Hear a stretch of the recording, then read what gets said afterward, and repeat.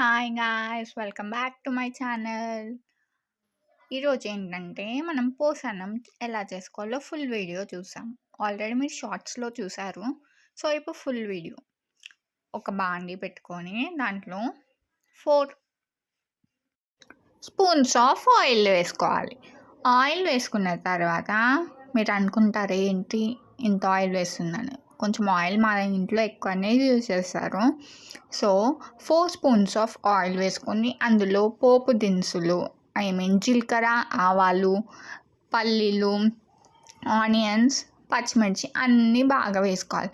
అలా వేసుకొని బాగా మంచిగా గోల్డెన్ బ్రౌనిష్ వచ్చే వరకు వేపుకోవాలి. అండ్ మీడియం ఫ్లేమ్‌లోనే పెట్టుకొని ఒక 10 మినిట్స్ అలాగే కుక్ చేసుకోవాలి. చూడండి కొంచెం చేంజ్ అయింది.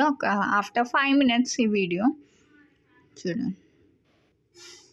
దాని తర్వాత ఇప్పుడు ఆ 5 మినిట్స్ గోల్డెన్ బ్రౌనిష్ కొంచెం వచ్చిన తర్వాత మనం కొత్తిమీర పుదీనా, మెయిన్ ఇంపార్టెంట్ కొత్తిమీర పుదీనా అది మంచిగా వేసుకోవాలి. కొత్తిమీర పుదీనా వేసుకున్న తర్వాత కొంచెం అల్లం వెల్లుల్లి పేస్ట్ వేసుకోవాలి.